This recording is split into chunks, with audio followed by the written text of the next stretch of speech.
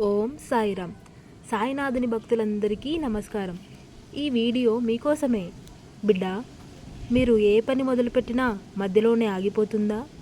ఎంత ప్రయత్నించినా పూర్తి చేయలేకపోతున్నారా? ఇది కేవలం అదృష్టం మీద మాత్రమే ఆధారపడదు. మనస్సు, నమ్మకం, సహనం, భక్తి అన్నీ కలిసి ఉంటేనే మీ పని పూర్తవుతుంది. ఇది ఒక మార్గం. ఇదే మార్గం చూపించినటువంటి బాబా భక్తి మార్గం. ఈరోజు మీరు వినబోయే కథ మధ్యలో ఆగిపోయిన జీవితం ఎలా మళ్ళీ ముందుకు సాగిందో చెబుతుంది. రాఘవ్ అనే యువకుడు చాలా కలలు, ఆశలతో జీవిస్తూ ఉంటాడు. బిజినెస్ కూడా స్టార్ట్ చేశాడు. కొన్ని రోజుల్లోనే నష్టపోయాడు. జాబ్కి కూడా ట్రై చేశాడు. ఇంటర్వ్యూ వరకు వెళ్ళి రిజెక్ట్ అయ్యాడు. రాఘవ్ అనుకున్నాడు, ఎందుకు నా పని ఒక్కటే పూర్తి కావడం లేదు? అసలు నేను చేసిన ప్రతి ఒక్కటి కూడా మధ్యలోనే ఎందుకు ఆగిపోతుంది అంటూ బాధపడుతూ ఉండేవాడు. అతని మనసులో నమ్మకం తగ్గిపోయింది. ఎంత ప్రయత్నించినా విఫలమవుతూనే ఉన్నాడు. ప్రయత్నం చేయాలనే ఉత్సాహం కూడా పోయింది. ఒకరోజు అతను ఒంటరిగా కూర్చొని ఏడుస్తున్నాడు. అప్పుడే అతని స్నేహితుడు ఒకడు వచ్చాడు. ఒకసారి బాబా దగ్గరికి వెళ్ళు, ప్రార్థన చేయి, నీకంతా మంచి జరుగుతుంది అని చెప్పి వెళ్ళాడు. రాఘవ్ ఆలయానికి వెళ్ళి బాబా ముందు కూర్చున్నాడు. బాబాని చూస్తూ, బాబా, నేను ఏ పని మొదలుపెట్టినా పూర్తి కావడం లేదు అంటూ తన బాధని బాబాతో చెప్పుకున్నాడు. అదే రోజు రాత్రి అతనికి ఒక అనుభూతి వచ్చింది. ఆ అనుభూతి ఏంటంటే బాబా స్వరం వినిపించినట్లు అనిపించింది.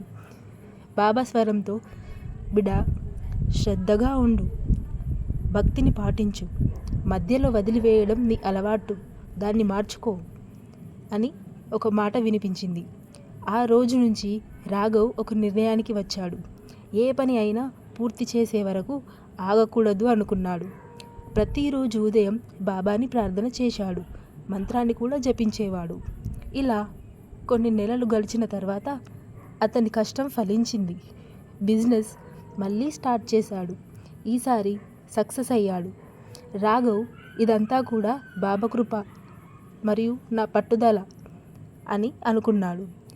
బాబాపై భక్తిని పెంచుకున్నాడు. ఇలా భక్తి శ్రద్ధలతో తన పనిని పట్టుదలతో పూర్తి చేయాలని బాబా సందేశంగా భావించాడు. ఇలా ఏ పని చేసినా నమ్మకంతో ఉండి, సహనం పాటించి, మధ్యలో వదిలేయకుండా ప్రతిరోజు అడుగు ముందుకు వేయాలని అతను అనుకున్నాడు. ఓం సాయినాథాయ నమః అని ప్రార్థిస్తూ ఉండేవాడు. మీరు కూడా ఏ పని చేయాలనుకున్నా భక్తి శ్రద్ధలతో, పట్టుదలతో ముందుకు నడవండి, మధ్యలోనే ఆపకండి. మీరు కూడా ఓం సాయినాథాయ నమః అని ప్రతిరోజు 21 సార్లు జపించండి. పని ప్రారంభించే ముందు జపిస్తే మంచి ఫలితం కలుగుతుంది. ఇలా బాబా ఆశీస్సులతో రాఘవ్ యొక్క జీవితం ఎలా మారిందో చూశారుగా. మీరు కూడా మీ జీవితాన్ని మార్చుకోవాలంటే బాబా కృప కూడా ఉండాలి. మీరు చేసే పని ఆటంకాలు లేకుండా పూర్తయ్యేలాగా బాబా ఆశీస్సులు ఉండాలని ప్రార్థించండి. మీరు కూడా ఓం సాయినాథాయ నమః అని ప్రతిరోజు 21 లేదా 11 సార్లు జపిస్తూ, ఓం సాయినాథాయ నమః అంటూ జపిస్తూ బాబాని స్మరించండి. మీకు కూడా బాబా ఆశీర్వాదం లభించి మీ పనులు పూర్తవుతాయి. మీకు మా వీడియో కనుక నచ్చినట్లయితే లైక్ చేసి షేర్ చేయండి. అలాగే సబ్స్క్రైబ్ కూడా చేసుకోండి. ఇంతటితో ఈ వీడియోని ముగిస్తున్నాను. మరొక వీడియోతో మళ్ళీ కలుద్దాం. అంతవరకు సెలవు.